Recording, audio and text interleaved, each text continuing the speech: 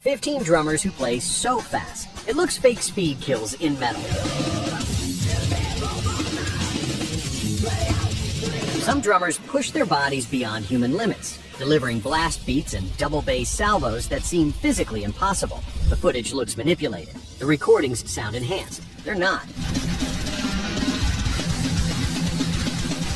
These are 15 drummers who play so fast it looks fake. Number 15, Dave Lombardo.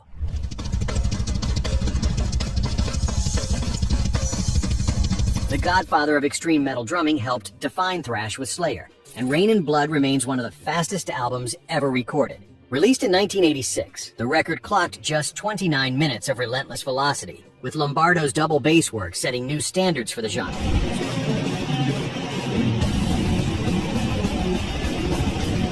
Songs like Angel of Death and Raining Blood showcased footwork that seemed mechanical in its precision.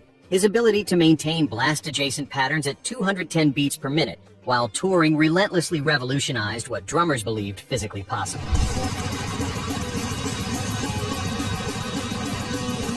Born in Havana, Cuba, and raised in Los Angeles, Lombardo brought a unique rhythmic sensibility to American thrash. His work with Slayer across multiple stints earned him the title Godfather of Double Bass Drumming. Beyond Slayer, he performed with Grip Inc., Fantomas, and Suicidal Tendencies, proving his speed translated across genres.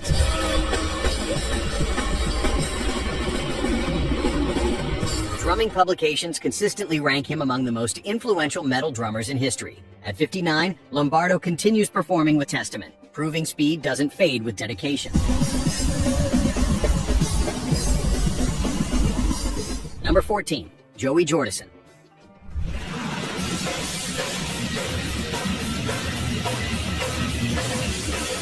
The masked drummer behind Slipknot's ferocious sound could sustain speeds exceeding 200 beats per minute, while delivering theatrical performances that exhausted audiences just watching. His work on Iowa and the self-titled debut showcased relentless double bass patterns that defined nu metal's heaviest edges.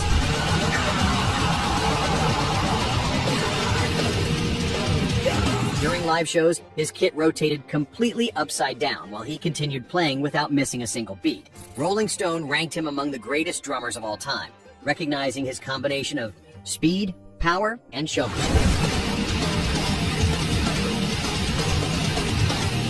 Jordison's career extended beyond Slipknot into Murder Dolls and Sinsano, demonstrating versatility alongside extremity. Behind the mask lived a technical master who practiced obsessively for hours daily. In 2016, he revealed at the Metal Hammer Golden Gods Award that he had transverse myelitis, a neurological condition that temporarily paralyzed his legs. He relearned to walk and play through grueling rehabilitation. Tragically, Jordison died in his sleep on July 26, 2021, at just 46 years old. His legacy lives in every drummer who pushes physical boundaries while wearing corpse paint.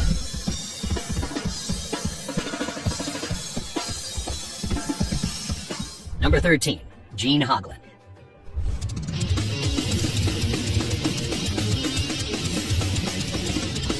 They call him the Atomic Clock, for a reason that becomes obvious within seconds of watching him perform. At over 6 feet tall and powerfully built, Hoglan delivers pinpoint accuracy at extreme speeds that seem impossible for someone his size.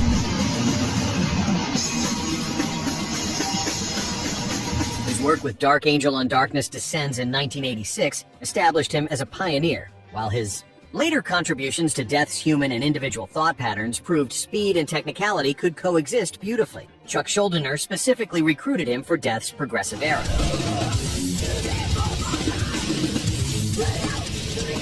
Hoglan's discography reads like a Metal Hall of Fame roster, spanning Testament, Fear Factory, Strapping Young Lad, and the animated Death Clock. He pioneered gravity blast techniques and double bass patterns now considered standard curriculum for aspiring metal drummers worldwide.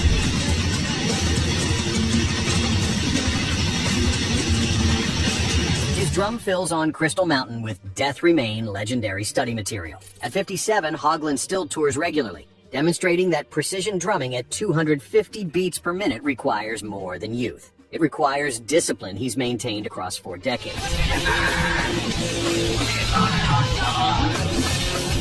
Before we continue, which drummer on this list made your jaw drop first? Have you seen any of these legends perform live? Drop a comment and let us know where you're watching from. Number 12. Pete Sandoval.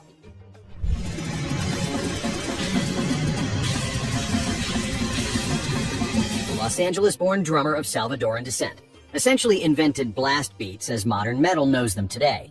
His work with Morbid Angel, which he joined in 1988, changed extreme music forever, with Altars of Madness in 1989 establishing a template every death metal band would follow for decades.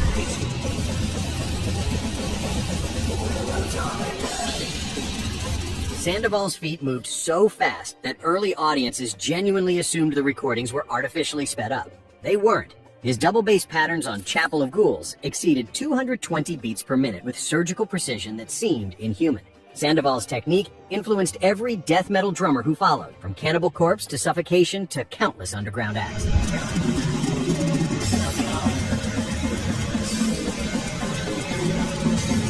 Terrorizer's World Downfall, also recorded in 1989, showcased his grindcore origins with equally devastating speed. Chronic back problems eventually forced surgery in 2011, temporarily sidelining him from touring.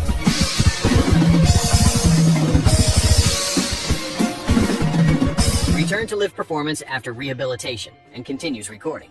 At 58, Sandoval's legacy as the original architect of blast beat drumming remains undisputed throughout the death metal community.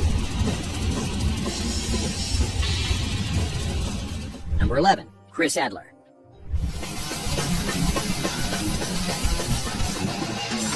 Lamb of God's precision machine drove the new American metal sound for over 2 decades with technical proficiency that consistently amazed observers. His syncopated double bass work on albums like Ashes of the Wake and Sacrament combined groove with explosive speed, creating patterns that drummers still struggle to replicate accurately.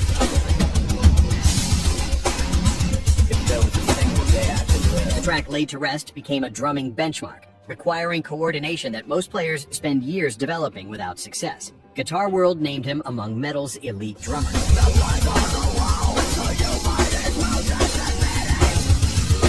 Born in 1972, Adler co-founded Lamb of God in Richmond, Virginia, building the band from local club shows to arena tours through relentless work. His signature technique involved ghosted notes between blast patterns, adding texture to pure speed that lesser drummers couldn't conceptualize.